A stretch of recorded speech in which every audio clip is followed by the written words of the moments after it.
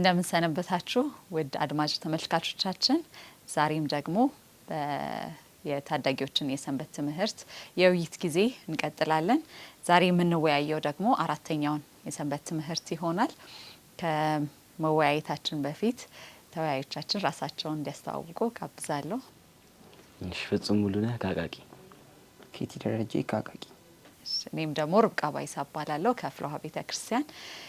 ውይይታችን ከመጀመራችን በፊት እንጸልይ። እጅግ አድርገህ የምትወደን የዘላለም አባት እናመሰግንሃለን። ደግሞ ይህንን ክብር ስለሰጠህን ቃልህን እንድናነብ በቃልህ ላይ እንድንወያይ ስለረዳህን እናመሰግንሃለን። በሚኖረን ደግሞ የውይይት ጊዜ መንፈስ ቅዱስህ እያንዳንዳችንን እንዲመራን የምንናገረውን የምናስበውን ሁሉ እንድትቆጣጠር እንድትረዳን ለምንሃለን። በልጅ በክርስቶስ ኢየሱስ ስም አሜን። እሺ፣ የዛሬው አራተኛው ሰንበት ትምህርታችን ለእውነት መቆም ይላል። ከባለፈው ሳምንት የቀጠለ ነው። ባለፈው ሳምንት የተሐድሶ መሪዎች የነበሩትን እነ ጆን ዊክሊፍን፣ ጆን ሃስን እና ጄሮምን ተመልክተን ነበረ። ዛሬ ደግሞ ከዋናው የተሐድሶ መሪው ቁንጮ ከሚባሉት ሉተር ማርቲን ሉተርን እናያለን። ከሱም ደግሞ ምናገኘውን ትምህርት እንመለከታለን። በሱ ዙሪያ እንወያያለን። ጥቅሳችን የሚገኘው ለዛሬ ትምህርታችን መሪ ጥቅስ ሮሜ 1:17 ላይ ነው። አነበዋለሁ። ሮሜ 1:17 ጻድቅ በእምነት ይኖራል ተብሎ እንደተጻፈ የእግዚአብሔር ጽድቅ ከእምነት ወደ እምነት በእርሱ ይገለጣልና ይላል። ይህ ጥቅስ ማርቲን ሉተርን ከነበረበት የጽልመት ዓለም ውስጥ አውጥቶ የቀየረው ትልቅ ጥቅስ ነውና እሱን የዛሬ መሪ ጥቅሳችን እሱ ነው። ስለ ማርቲን ሉተር ተንተና አርጋችሁ ታሪኩን ትነግሩናላችሁ። ግን እዚህ ሰንበት ትምህርታችን ላይ አንድ የተጻፈ አለና እሱን ማንበብ ፈልጋለሁ። እግዚአብሔርን መፍራት በሉተር ልብ ውስጥ ነበረና ይህም ደግሞ ለዓላማው የጸና እንዲሆን በእግዚአብሔር ፊትም ደግሞ ዝቅ ያለ መንፈስ እንዲኖረው አድርጎታል። ሁሌም ደግሞ በእግዚአብሔር ላይ መደገፍ ይሰማው ነበረ። በየቀኑ በጸሎት ተንበርክኮ በእግዚአብሔር ፊት ራሱን ያቀርብ ነበረ። እያንዳንዱ እስትንፋሱ እግዚአብሔር ከኔ ጋር እንዲሆን፣ እግዚአብሔር መሪው እንዲሆን ይጠይቅ ነበር ይላል። ይሄም የተገኘው ከታላቁ ተጋድሎ መጽሐፍ ላይ ነው። የዛሬውም የሰንበት ትምህርታችን የታላቁ ተጋድሎን መጽሐፍ የምዕራፍ 7 እና ምዕራፍ 8ን የሚነካ ነው ሀሳቡ። ስለዚህ ስለ ማርቲን ሉተር እስቲ ንገሩኝ። ማን ነበር ማርቲን ሉተር? ማርቲን ሉተር ሁላችንም እንደምናውቀው ጀርመናዊ የሆነ እጅግ በጣም በትምህርቱ ጎበዝ የነበረ ሰው ነበር። በትምህርቱም ጎበዝ ስለነበረ አባቱ ሕግን እንዲያጠና ነበር የሚፈልገው። እሱ ግን ለእግዚአብሔር በውስጡ ባለው ልዩ ቦታ እግዚአብሔር ነበር ማገልገል የሚፈልገው እና በአንድ ጊዜ እየተጓዘ እያለ ኃይለኛ ዝናብ ዘንቦ መብረቅ የቀላቀለ ዝናብ የዘነበ ነበርና የዛን ጊዜ ምን ብሎ ይወስናል? በቃ እኔ ገዳም ገባለሁ፣ ሙሉ በሙሉ ራሴን ለእግዚአብሔር እሰጣለሁ። ምክንያቱም ኃጢአት እንዳይሰራ እጅግ በጣም ይጠነቀቅ ነበር። ጽድቅን በስራ እንደሆነ ነበር የሚያስበው እና ኃጢአት እንዳይሰራ በጣም ስለሚጠነቀቅ ወደ ገዳም ለመግባት ያስባልና በዛም ገዳም ከገባ በኋላ የተወሰነ ጊዜ ከቆየ በኋላ አንድ ጓደኛ እንደሚያገኝ ታሪኩ ያሳየናል። ከዛም ጓደኛውም ወደ አንድ ቦታ መጽሐፍ ቅዱስ እንዲያስተምር እንደላከውና በዛ የሮሜ መጽሐፍ ማጣት ከጀመረ በኋላ እውነቱ የተገለጠለት ይመጣል። ጽድቅ በእምነት እንጂ በስራ እንደማይገኝ ሲያምን ጽድቁን ማረጋገጫ እንደሆነ ስራን የሚሰራው እንደሆነ ይመለከታልና በዚህ መልክ ነበር። እንደተናገረው ማርቲን ሉተር በነበረበት አካባቢ ብዙ የኃጢአት ነገሮች ይከናወኑ ነበር። ኃጢአት ይቅር የሚባልላቸው በብር ወይ በክፍያ ነበር። ስለዚህ እሱ ደግሞ ይህን ክፍያ ያስወግድ ሲል ብዙ ነገር እያደረገ ነበር። ከዛ እዛ ያሉት አካባቢ ሰዎች የእሱን መንገድ ሲከተሉ ባለ እምነቶች በጣም ይቃወሙት ነበር። ምክንያቱም ለእነሱ የሚከፈለውን እንትን ያጎድልባቸው ነበር። ስለዚህ ማርቲን ሉተር በብዙ ነገር ለዚች ምድር ትምህርታዊ ነገር ሰጥቶናል። በጣም ጥሩ። በዛን ጊዜ እንግዲህ አሁንም እየተመለከተን ያለ ነው ከባለፈው የትምህርታችን የቀጠለ ነውና አሁንም በጨለማው ጊዜ ያለንበት መጽሐፍ ቅዱስ በተራው ሰው እጅ ላይ የሌለበት ጊዜ ነውና በዛ ጊዜ የነበረችው ቤተክርስቲያን ያንን እውነት የያዙትን ሰዎች በማሰደድ መከራ በማሳየት ላይ የነበረበት ጊዜ ነው አሁንም ማርቲን ሉተር ያለውና ማርቲን ሉተር እውነቱን ከመጽሐፍ ቅዱስ ከተረዳ በኋላ በሮም ያለውን የስህተት ተግባሮች ያያል። አንደኛውም ደግሞ አንተ እንደጠቀስከው ንስሐ ለመግባት የሚመጣው ሰው በገንዘብ ነበረ ንስሐን የሚያገኘው። ያንን ገንዘብ መክፈል አለበት። ከዛ በኋላ ያን የኃጢአትን ይቅርታ ያገኝ ነበረ። ሌላው ደግሞ ለወዳጆቻቸው ለሞቱባቸው ወዳጆች ደግሞ እነሱ ነፍሳቸው በእሳት ውስጥ እየተቃጠለች ነው ያለችው ከሞቱ በኋላ። ስለዚህ ዘመዶቻችሁ፣ ልጆቻችሁ ወይም አባት እናቶቻችሁ ያሉት እሳት ውስጥ ነው የሚቀጣጠሉት የሚል የፍርሃት መንፈስ እንዲኖሩባቸው በሰው ያደርገ ነበርና ያንንም ደግሞ ያችን ነፍስ ለማውጣት በክፍያ ነበረ። ደሃዎች፣ ምስኪኖች፣ ምንም የሌላቸው ሰዎች ያላቸውን አንዲት ሳንቲም እንኳን ለወዳጆቻቸው ሲሉ እየከፈሉ ደሞም ደረጃ ነበር የሚወጡት። ያንን ደረጃ ይዘው እንደወጡ የጽድቅ ወይም ደግሞ የመዳን ወደ ሰማይ የመሄድ ወረቀት ይሰጣቸው ነበር። ይህንን ሁሉ ሲያይ ነው ሉተር ይህ አሁን ያነበብነው ጥቅስ ሮሜ 1:17 ላይ ያለው ጻድቅ በእምነት ይኖራል የሚለው ጭንቅላት ውስጥ በተደጋጋሚ ይመጣ ነበርና ከዛ በኋላ ጊዜ ጀምሮ ወሰነ። ጻድቅ በእምነት ነው የሚኖረው። እኛም የምንጸድቀው ሰማይን የምናገኘው ወይም የእግዚአብሔርን ተቀባይነት ልናገኝ የምንችለው በእምነት ብቻ ነው የሚለውን ትምህርት ይዞ ማስተማር ጀመረ። እንዳልከው ብዙ ግድድሮች ገጥሞታል። ከዚህ በፊትም እንደነበሩት እንደነ ዊክሊፍ እንደነ ሀስና እንደ ጀሮም እሱም ደግሞ ከቤተ ክርስቲያን ባለስልጣናት ብዙ ግድድሮሾች፣ ብዙ ስቃዮች፣ ስደት ደርሶበት ነበረ። ዛሬ የምናጠናው ደግሞ ይህንን ጽድቅ በእምነት የሚለውን የመጽሐፍ ቅዱስን እውነት በሰፊው እንወያያለን። ለዚህ መጽሐፍ ቅዱሳችንን እንከፍትና ዮሐንስ ወንጌል 15:19ና 20 ፍጹም ታነብልናለህ። ዮሐንስ ወንጌል 15:19ና 20 ኬቲ ደግሞ ሮሜ 1:16ና 17 አንብበነዋል፣ ግን 16ና 17ን ጨምረህ ታነብላል። እኔ ደግሞ ሮሜ 3:21-31 አነበዋለሁ። እንዲህ ይላል፣ ከዓለም ብትሆኑ ዓለም የራሱ የሆነውን ይወድ ነበር። ነገር ግን እኔ ከዓለም መረጥኋችሁ እንጂ ከዓለም ስላይደላችሁ፣ ስለዚህ ዓለም ይጠላችኋል። ባሪያ ከጌታው አይበልጥም ብዬ የነገርኳችሁ ቃል አስቡ። እኔን አሳደውኝ እንደሆኑ እናንተን ደግሞ ያሳድዷቸዋል። ቃሌን ጠብቀው እንደሆኑ ቃላቸውን ደግሞ ይጠብቃሉ።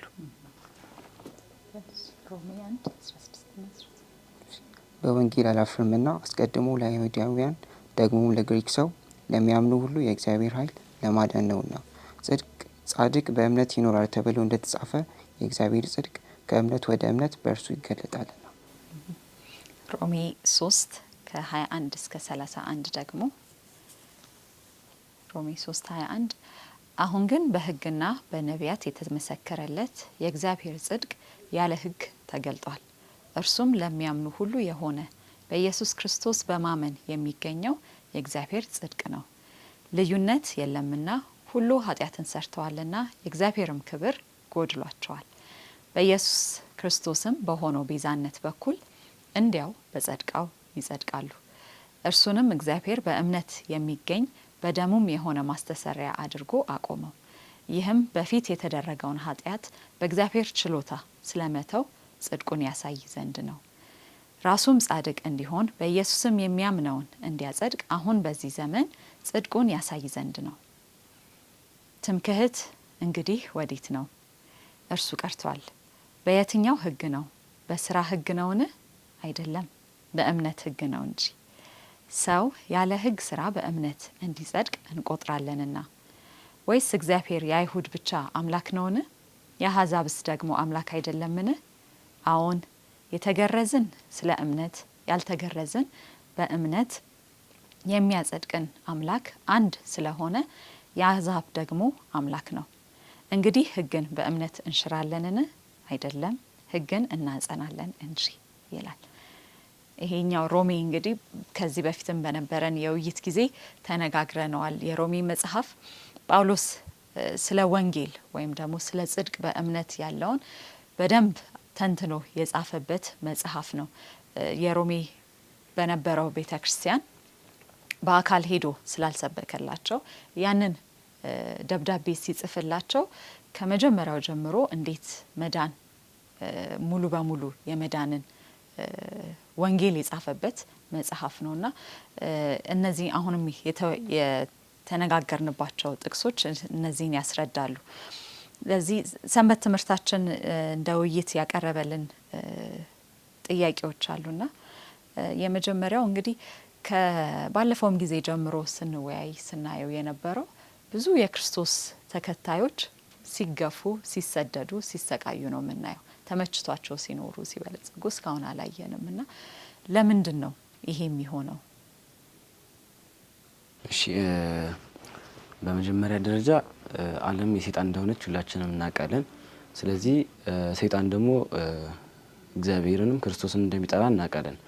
ስለዚህ የክርስቶስን ተከታዮች ሰማይ እንዳንገባ ይፈልጋል፣ እኛን እዚሁ ማስቀረት ይፈልጋል ሰይጣን። ስለዚህ በተለያዩ መንገዶች እያደረገ ክርስቲያኖችን ይዋጋል ማለት ነው። ያው ከድሮም ጀምሮ እንደምናውቀው ይሰደዳሉ ክርስቲያኖች፣ የተለያዩ ነገሮች ይደርሱባቸዋል። ስለዚህ ክርስቶስ ራሱ እዚህ በነበረበት ጊዜ እንደዚህ ነው። ክርስቶስ ያለፈበትን ሕይወት ደግሞ ክርስቶስ እናንተም ታሳልፉታላችሁ ያለፍኩበትን በሙሉ ተብሎ ስለተጻፈ ሰይጣን ደግሞ የክርስቶስ ተከታዮችን ስለሚጠላ በዛ ምክንያት እንዲሰቃዩ ያደርጋል ማለት ነው። በጣም ትክክል። ክርስቶስ የሄደበትን መንገድ ሁሉ የእሱም ተከታዮች ደግሞ ሊሄዱ ግድ ነው። ዮሐንስ ላይ ያነበብከው ራሱ በቃ እኔን አልተቀበሉኝም እናንተንም አይቀበሏችሁም ይላል። ስለዚህ የነበረውን እውነት ይህ ዓለም እንዳልከው የዲያብሎስ እንደሆነ በዛም እናያለን እና ይህ በጠላት ቀጠና ውስጥ ነን ያለ ነው። ስለዚህ ክርስቲያኖች የጠላትን ድንበር ጥሰው ሲገቡ ጠላት ደግሞ ሊዋጋቸው ይነሳል አይደል? ስለዚህ ሁሌም መከራና ስደት የሚደርስብን ከሰይጣን ነው። ምክንያቱም እውነትን ስለያዝን ያ እውነት ደግሞ እሱን ያስፈራዋል። ምክንያቱም ነፃ አውጪ ስለሆነ ማርቲን ሉተርንም እንዳየነው በጣም በስቃይ ውስጥ ነው የነበረው። የኃጢአቱ ሸክም የኃጢአቱ ብዛት ምንም እንኳን መነኩሴ ሆኖ ራሱ በዛ ገዳም ውስጥ እየኖረ ራሱ ያ የህሊናው ወቀሳ ከሱ አልተለየም ነበር። ነገር ግን ልክ ወንጌልን ሲያገኝ እውነቱን ሲረዳ ነፃ ወጣ። ከዛም ደግሞ ያ ለራሱ ብቻ ያስቀረው ሳይሆን ለሌሎቹም ደግሞ ተናግሮ እስካሁን እዚህ እስካለንበት ድረስ ጊዜ ሁሉ የሚደርስ ተጽዕኖ ያለውን እንቅስቃሴ አስነስቷልና እውነትን ስናቅ ምን ያህል ለውጥ እንደምናመጣ በህይወታችን ሰይጣን ስለሚያውቅ ስደትን፣ መከራን፣ መገፋትን በህይወታችን ያመጣብናል። ጥሩ ሀሳብ። ስለዚህ ክርስትና ምን ማለት ነው? እኛ ክርስቲያን ነን ስንል ወይም ደግሞ ክርስቶስን እንከተላለን ስንል ምን ማለት ነው? አንድ በሩቅ ያለ ስለ ክርስትና ምን ማለት እንደሆነ የማያውቅ ክርስቶስ ማን እንደሆነም ያልሰማ ሰው ምንድን ነው ክርስቲያን ማለት ምንድን ነው ቢለን ምንድን ነው መልሳችን? እንዴት ነው የምናስረዳው? እሺ ያው ክርስትና ከቃሉ ስንነሳ ክርስትና ወይም ክርስቲያን ማለት የክርስቶስ ተከታይ ማለት ነው። ከክርስቶስ በፊት ክርስትና ይባል ነገር የለም። ክርስቶስ ከመጣ ለኛ ለኃጢአታችን ከተሰቀለልን በኋላ እቺ ክርስትና የምትለው ቃል መጣች። ክርስትና ማለት የክርስቶስ ተከታይ ማለት ነው። ለምንድነው ክርስቶስን መከተል ያስፈልገው? ምክንያቱም በመጽሐፍ ቅዱሳችን ላይ ያለውን ታሪክ እናውቃለን። አዳምና ሔዋን ኃጢአት እንደሰሩ ከዛም ሞትን ትሞታላችሁ እንዳለ እግዚአብሔር ቃል ደግሞ እንደማይሻር ሁላችንም እናውቃለን። ስለዚህ በእኛ ቦታ የሚሞትልን ነገር ስለሚያስፈልግ የገዛ ልጁን ለእኛ እንደላከልን እሱም ሞቶ ከኃጢአታችን ነፃ እንዳወጣን ነገር ግን በምርጫችን እንደሆነ አሁንም መዳን የምንችለው። ስለዚህ ክርስትና ማለት መምረጥ ነው። ክርስቶስን መምረጥ፣ ክርስቶስን መከተል። ሰማይ መግባት የሚፈልግ ሁሉ በክርስቶስ በማመን መግባት እንደሚችል ክርስቶስን ተከትሎ የዘላለም ሕይወትን ማግኘት እንደሚችል እንመለከታለን። ስለዚህ ክርስትና ሌላ ሰው እናስረዳው ከክርስቶስ ውጪ ሰማይ መግቢያ መንገድ እንደሌለ የኃጢአት መንገድ ሞት እንደሆነ ስለዚህ ክርስቶስን በመከተል የዘላለም ሕይወት እንደምናገኝ ለሰው መናገር ክርስቶስን መከተል እንደሆነ መናገር ነው። ዋናው ክርስትናን ማዕከል ያደረገው ክርስቶስ ነው። መጽሐፍ ቅዱሳችንም ከመጀመሪያው ጀምሮ እስከ መጨረሻው የሚናገረው ስለ ክርስቶስ አዳኝነት ክርስቶስን ደግሞ የተቀበለ ደግሞ የዘላለም ሕይወትን እንደሚያገኝ ነው። ስለዚህ ክርስቲያን ማለት ክርስቶስን መከተል ነው። በእርሱ በሄደበት ዱካ መከተል እርሱን እንደሚያድነው በሱ ከለላ ውስጥ እንዳለ የሚያምን ማለት ነው። በጣም ጥሩ ተጨማሪ ሀሳብ አለ እዚህኛው ላይ። እሺ እንግዲህ ስንቀጥል ምንድነው የምናየው? ሮሜ ላይ በብዛት የተጠቀሰው እንዲሁም ማርቲን ሉተር ደግሞ ሲናገር የነበረው ስለ ጽድቅ በእምነት ምን ማለት ነው? እሺ ጽድቅ በእምነት ለሚለው በመጀመሪያ ጽድቅ ማለት በእግዚአብሔር ዘንድ ተቀባይነት ያገኘ ከእርሱ ጋር ትክክለኛ ግንኙነት ያለው ሰው ማለት ነው። ስለዚህ አብዛኞቹ ሰዎች ግን የሚመለከቱት ጻድቅ ሰው ማለት ፈጽሞ ኃጢአትን የማይሰራ ሰው ብለው ይመለከታሉ። ነገር ግን ኢየሱስ ክርስቶስ በሮሜ ውስጥ ጳውሎስ ሲጽፍ ሮሜ ውስጥ እንዲህ ሲል ይናገረናል። ሁሉም ሰው ኃጢአት ሰርቷል፣ ማንም ሰው በራሱ መልካም ስራ ጻድቅ አይሆንም።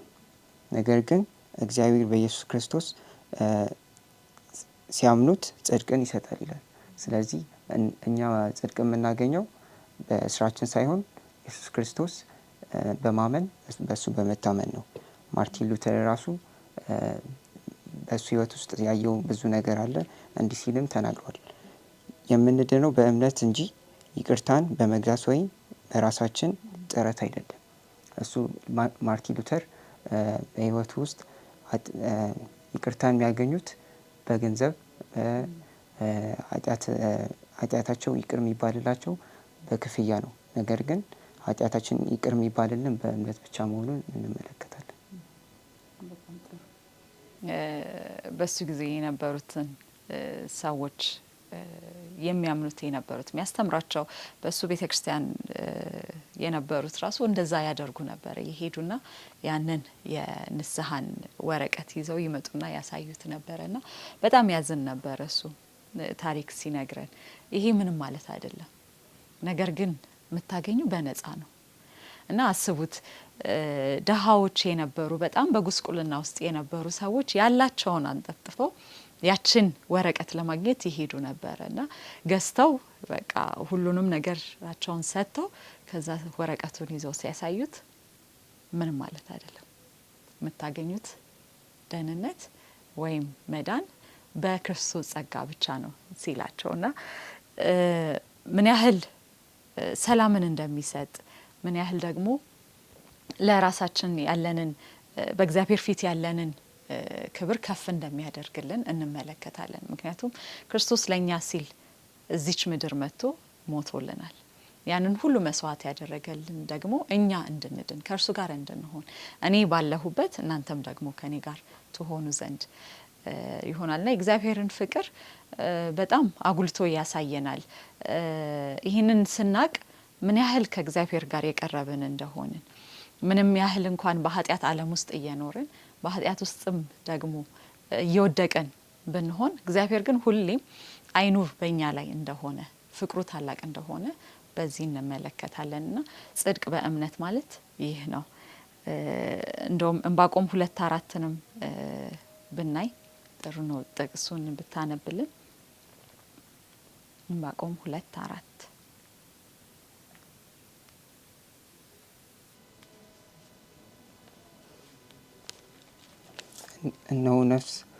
እነሆ ነፍሱ ኮርታለች፣ በውስጡም ቅን አይደለችም። ጻድቅ ግን በእምነቱ በሕይወት ይኖራል።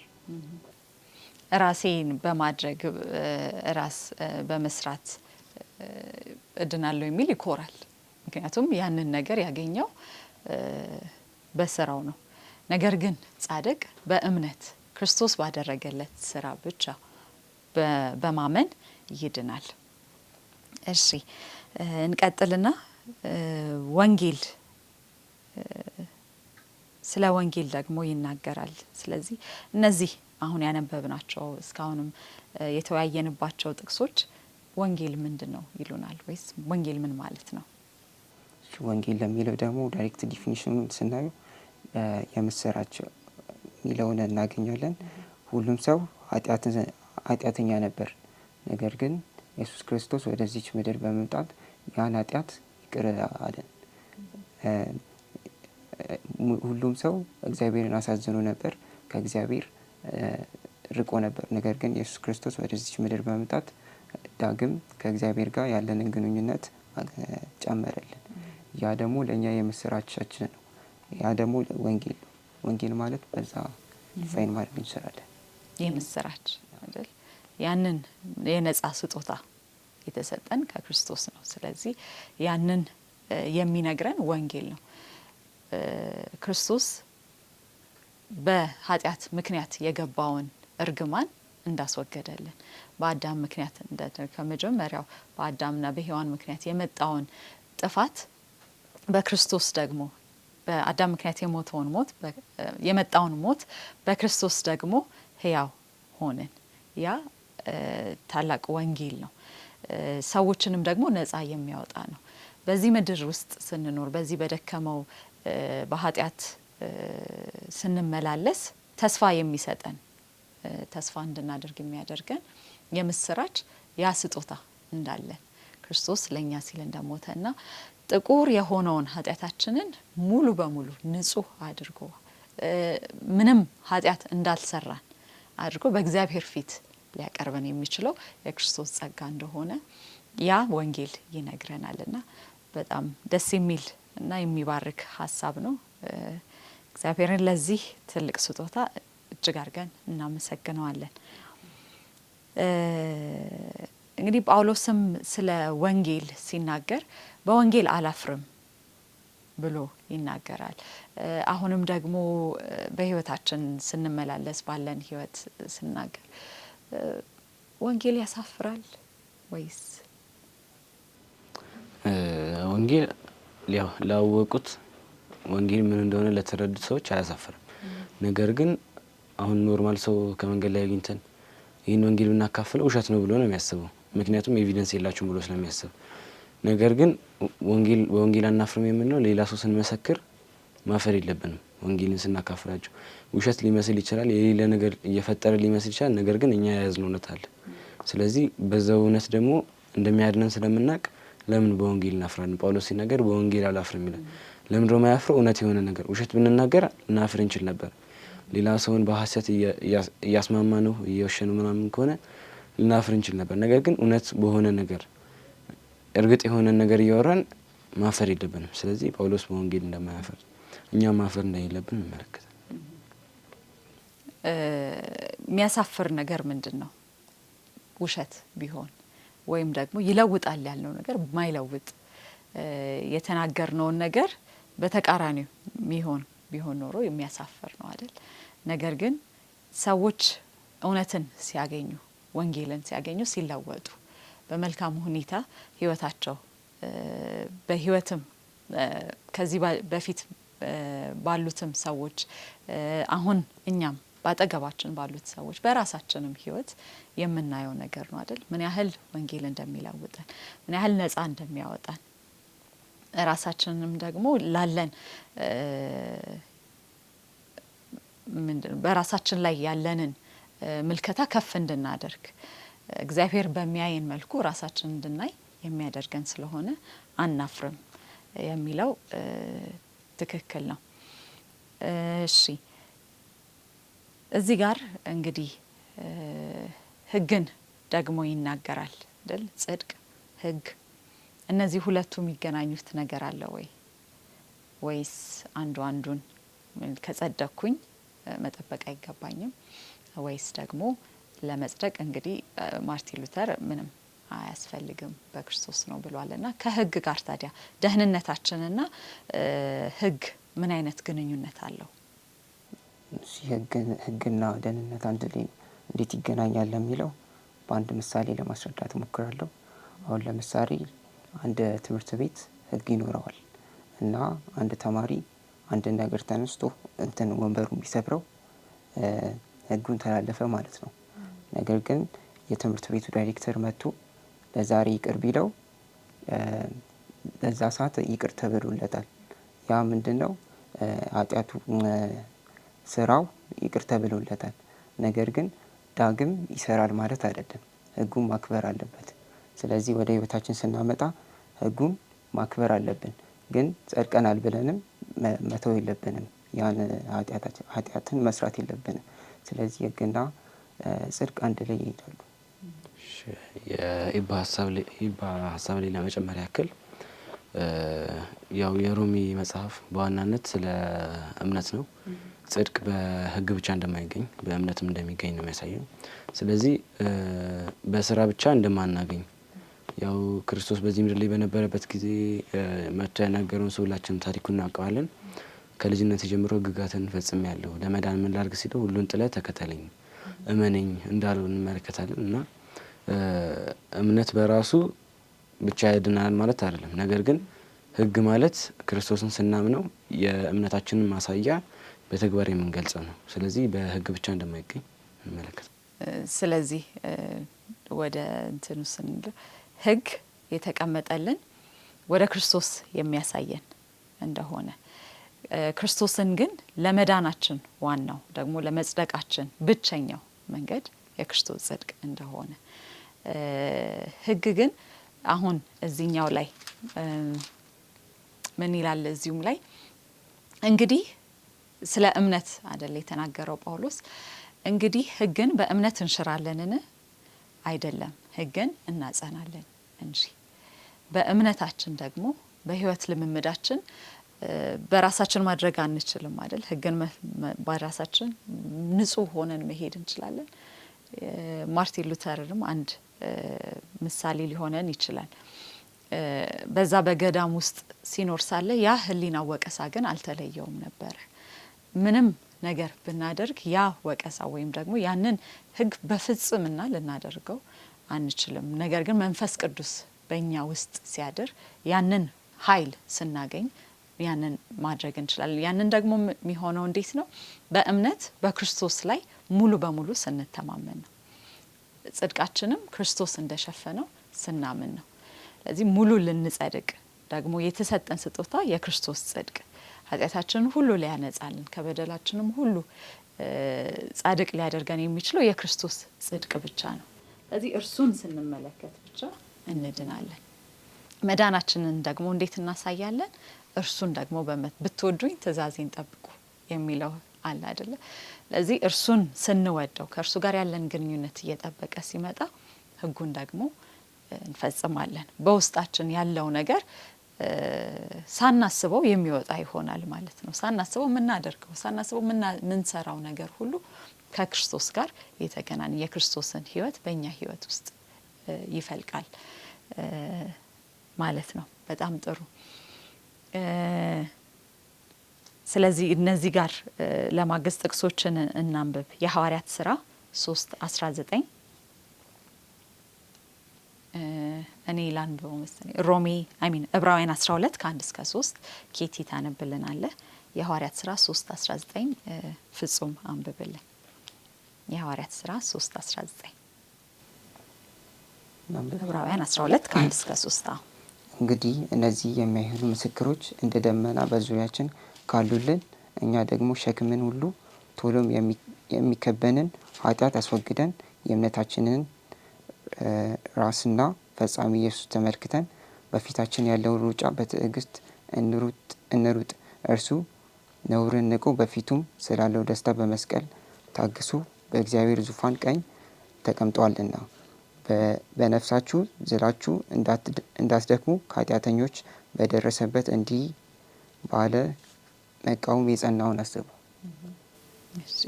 የሐዋርያት ስራ 3:19 እንዲህ ይላል። የጌታን መልአክ ግን በሌሊት የዋህኒውን ደጅ ከፍቶ አወጣቸውና ሂዱና ቆማችሁ የዚህን ሕይወት ቃል ሁሉ ለሕዝብ በመቅደስ ንገሩ አላቸው። እንደገና በመቅደስ ተናገሩ። ዕብራውያን ላይ ደግሞ የእምነት እነዚህ ጀግኖችን ምዕራፍ 11 ላይ ዕብራውያን ምዕራፍ 11 ስለ እምነት ጀግኖች ነው የሚናገረውና እነዚህ ሁሉ የእምነት ጀግኖች ካሉልን ከዚህ በኋላ ግን የሚገዳደርን ነገር በክርስቶስ ይዘን እንድናልፍ የሚያደክመንንም ነገር በክርስቶስ አልፈን እንድንሄድ የሚያጽናኛና ማበረታቻ ቃል እናገኛለን። ተጨማሪ ሀሳብ ጥያቄ ካላችሁ እዚህ ላይ ወይም ከዚህ በፊት የተወያየናቸው ላይ የሁለተኛው ሀሳብ ላይ ለመጨመር ያክል አንደኛ ጴጥሮስ ምዕራፍ 2 ቁጥር 15 እንዲህ ይላል፣ በጎ ያደረጋችሁ የማያውቁትን ምኞት ዝም ታሰኙ ዘንድ እንዲህ የእግዚአብሔር ፈቃድ ነውና አርነት ወጥታችኋል፣ እንደ እግዚአብሔር ባሪያዎች ሁኑ እንጂ የአርነት ለክፋት መሸፈኛ እንዲሆን አታድርጉ ይላል እዚህ ጋር። ስለዚህ ክርስቶስን ለማያውቁ ሰዎች ነፃ እንደወጣን ከሰይጣን ባርነት ክርስቶስ ነፃ እንደወጣና የዘላለምን ሕይወት ሊሰጠን እንደተዘጋጀ ኃጢአታችንን ይቅር ሊለን እንደተዘጋጀ ያው ለሰዎች መመስከር ነው እና ይህን እንመለከታለን። እናም አርነት እንደወጣችሁት መመላለሳችን ነፃ እንደወጣ ሰው መሆን እንዳለበት ይነግረናል። ተጨማሪ ሀሳብ አለ። ስለዚህ አሁን እንግዲህ እምነታችንን እንድናጠነክር የሚረዱን ነገሮች ምንድን ናቸው? ማርቲን ሉተርን ስንመለከት እስከ መጨረሻው ድረስ በያዘው እውነት ጸንቶ ቆሟልና የኛስ እምነታችንን እንድናጠነክረው ከእግዚአብሔር ጋር ያለንን ልምምድ እንድናጠነክር ምን አይነት ነገሮችን ማድረግ አለብን? ምንድነው እምነታችንን የሚያጠነክርልን ብላችሁ ታስባላችሁ? እምነታችንን የሚያጠነክርልን በዋናኝነት የእግዚአብሔርን መንገድ መከተል ነው። ምክንያቱም ኢየሱስ ክርስቶስ ወደዚች ምድር ሲመጣ እሱን ራሱ በደንብ እየተፈታተነ ነበር የዚህ ምድር ኑሮ። ስለዚህ እሱ ባደረገው መንገድ እኛም መንገዳችንን መከተል እንዳለብን፣ እሱ ባደረገው ምሳሌ እኛም መፈጸም እንዳለብን፣ እርሱን ምሳሌ መከተል፣ በሄደበት መንገድ ሁሉ መሄድ። እሺ ይህ በሀሳብ ላይ ለመጨመር ያክል እምነታችንን ለማጠንከር በዋነኝነት ክርስቶስን መመልከት ነው። ክርስቶስ እዚህ ምድር ላይ በነበረበት ጊዜ ሁሉን ነገር ለእኛ ብሎ እንደቻለ ስጋ ለብሶ እንደመጣ፣ ስለዚህ እሱ እንደ አርአያችን ወስደን እምነታችንን ማጠንከር እንዳለብን። ሌላው ደግሞ በጸሎት ነው።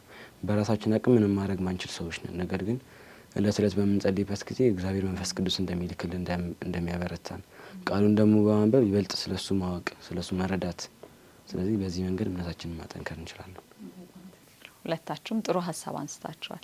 እግዚአብሔርን የሰጠንን መንገድ መጽሐፍ ቅዱስን የበለጠ ከእግዚአብሔር ጋር ቃል በማሳለፍ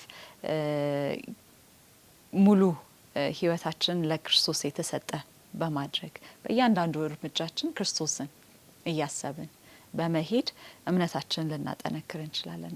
ቃሉን ስናነብ ደግሞ በጸሎት መንፈስ ጸሎትን በማድረግ ያለብንን የልባችንን ሀሳብና የልባችንን ጥያቄዎች በእርሱ ፊት በማቅረብ እርሱም ደግሞ የሚናገረንን ከቃሉ በመስማት ሕይወታችንን ከእርሱ ጋር አንድ በማድረግ እምነታችንን እናጠነክራለን። እንዲሁም ደግሞ የያዝነውን እውነት ለሌሎች በመመስከር የያዝነውን ታላቅ የእግዚአብሔርን ፍቅር ለሌሎች በመግለጽ ለሌሎች በመመስከር ያንንም ደግሞ እምነታችንን ልናጠነክር እንችላለንና ሁላችንም እግዚአብሔር ይርዳን እንግዲህ እምነታችን እንዲጠነክር። ስለዚህ ወደ ራሳችን ስንመጣ ይህ ጽድቅ በእምነት ወይም ደግሞ እኔ ምድነው ክርስቶስ ባደረገልኝ ነው የሚለው ምን ያህል ለውጧቸዋል ወይስ ምን ያህል እናንተን አፌክት አድርጓቸዋል? እሺ ጽድቅ በእምነት በመሆኑ የሰው ልጅ በራሱ አቅም በስራው መዳን እንደማይችል እኛ ራሳችን በቃ የጻድቅ ስራ እንስራ ኃጢአትን አንስራ ብንል በራሳችን አቅም እንደማይቻል፣ ስለዚህ በምናምንበት ጊዜ ደግሞ መንፈስ ቅዱስ እንደሚመጣ እንደሚመልስን ከመጥፎ ሀሳባችን እንደሚመልስን ጥሩ ስራ እንድንሰራ መጥፎን ስራ ከመጥፎ ስራ ስለሚያረቀን በዚህ ይጠቅመናል ብዬ አስባለሁ። በስራ ብቻ ብንል በራሳችን አቅም መስራት ማንችል ሰዎች ነን። ነገር ግን በምናምንበት ጊዜ መንፈስ ቅዱስ እንደሚመጣ እንደሚያግዘን ከመጥፎ መንገድ እንደሚያስወጣን፣ ስለዚህ በዚህ እንደሚጠቅመን ያንን ኃይልም ደግሞ በውስጣችን እንደሚያድርግ ያንን ክፋትን ኃጢአትን ጠልተን ወደ እውነተኛው ወደ እውነት እንድንሄድ ኃይልን ይሰጠናል። በእኛ ህይወት ላይ ያለው የእግዚአብሔርን ጽድቅን እንዴት በህይወታችን ፈጽማለን ለሚለው ኢየሱስ ክርስቶስ ወደዚች ምድር መጥቶ ለእኛ መሞቱ ወደ እግዚአብሔር እንድንቀርብ ያደርገናል።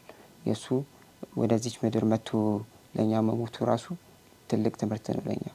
ምክንያቱም እኛ ጠፊ ነበር፣ እሱም ግን ወደዚች ምድር መጥቶ ኃጢአታችንን ይቅር ማለቱ ለእኛ ጽድቅን ይሰጠናል። ይባ እንዳለው ትልቅ ስራ ነው ያቀለለን። በስራ ነው ቢሆን ወይም ደግሞ የሆነ ነገር ክፈሉ አምጥታችሁ ቢባል ኖሮ ሊከብደን ይችል ነበርኛ። ነገር ግን በቃ እንዲሁ በነፃ ምንም ሳንከፍል በማመን ብቻ እሱን በቃ እንደተደረገን በማመን ብቻ ሰማይ መግባት ትልቅ ስጦታ ነውና ስለዚህ እምነት በህይወታችን ላይ ትልቅ ሚና እንደሚጫወት ትክክል። እኛ ምንም ያህል ብናደርግ አድርጉም ራሱ ብንባል ኃጢአታችንን ሊሸፍንልን ምንም የሚችል አንድም ተግባር ማድረግ አንችልም። ነገር ግን ያንን አምላክ የሆነውን ሰው እንዲሆን ከዛም ደግሞ የእኛን ኃጢአት ተሸክሞ በመስቀል ላይ እንዲሰቀል ያደረገው ፍቅር ነው።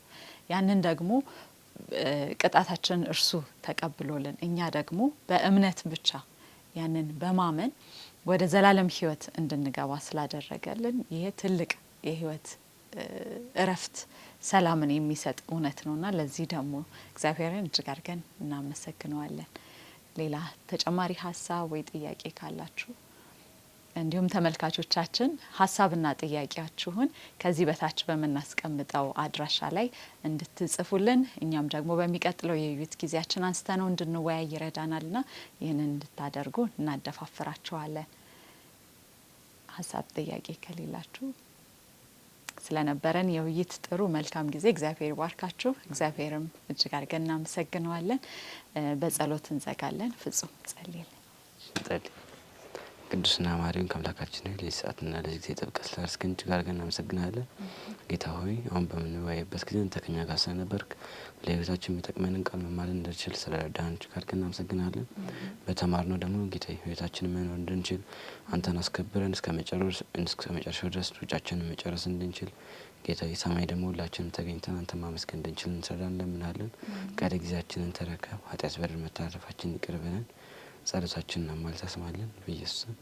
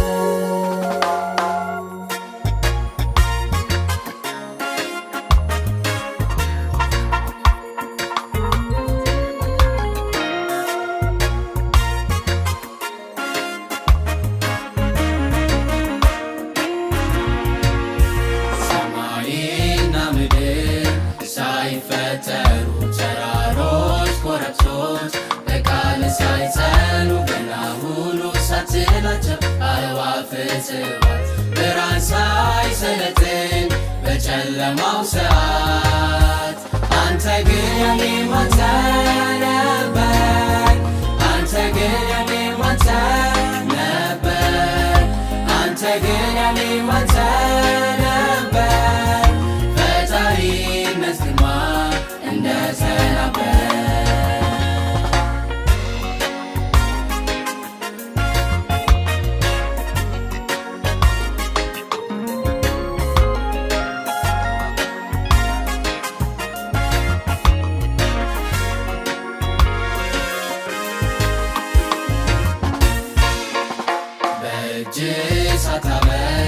በጭቃ እፍሳት ስልብን ሕይወትን ሳትዘራ ነገሥታት ሹማምንትን ግዛትን ሳይዙ ትውልድ ተወረሰው እኔን ሳያደርሱ አንተ ግን የኔ አንተ ነበር። አንተ ግን የኔ አንተ ነበር። አንተ ግን የኔ አንተ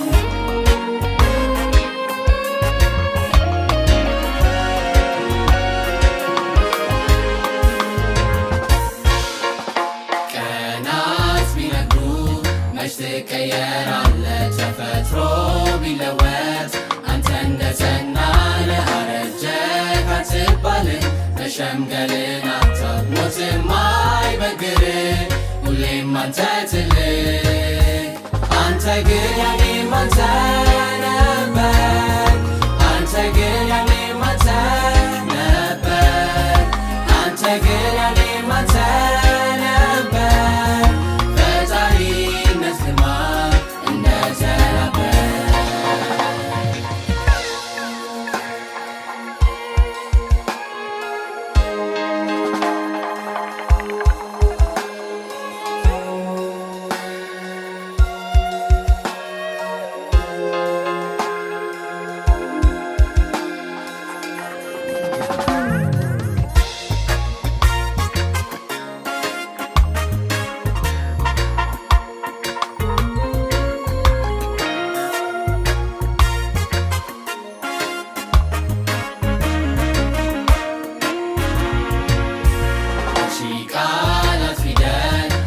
አትገለጽም በዓመታት ብዛት መርምር ያላበቃም እንዴት ሆነ ብዬ እንዴትስ ተሳካ ሙግት አልጀምርም በእጆች ሥራ ብቻ ግን ትልቅ አይምሮ በላይ ያኔም እንደነበር አሁንም ኤልሻዳይ ብቻ ግን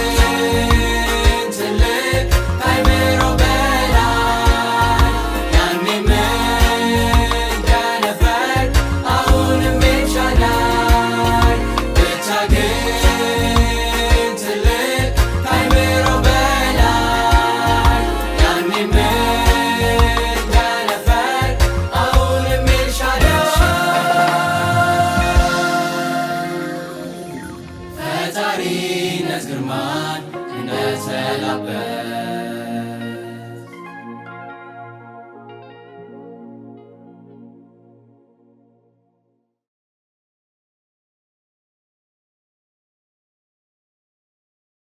ጊዜው በጭንቀት ተሞልቷል ልብ በሐዘን ዝሏል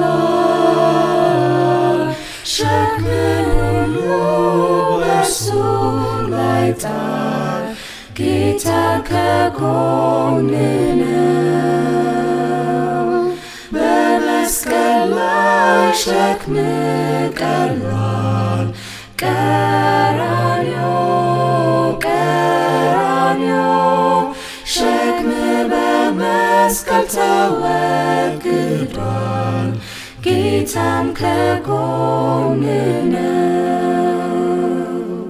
ትዝ ይለኛል ያ መድኔ በመስቀል ላይ የሞተው ስለኔ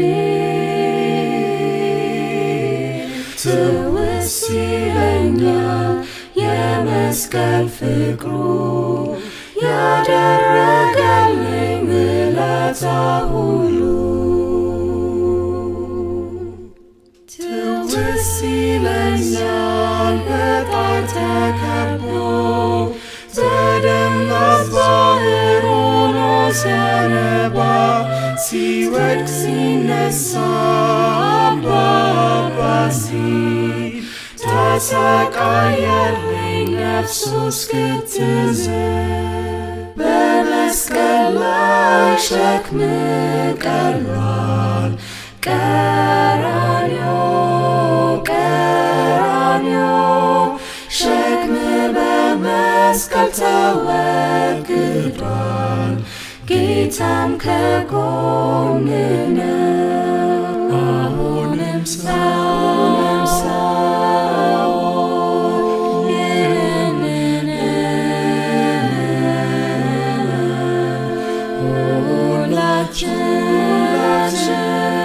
ሁላችንም በእርሱ ብናምን ደሙን በመስቀል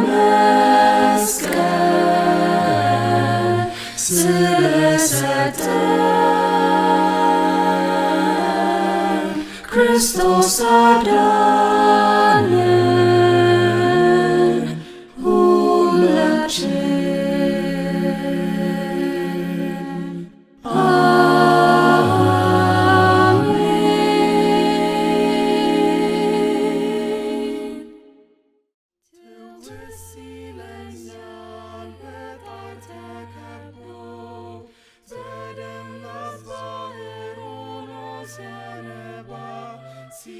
ሊወድቅ ሲነሳ አባባሲ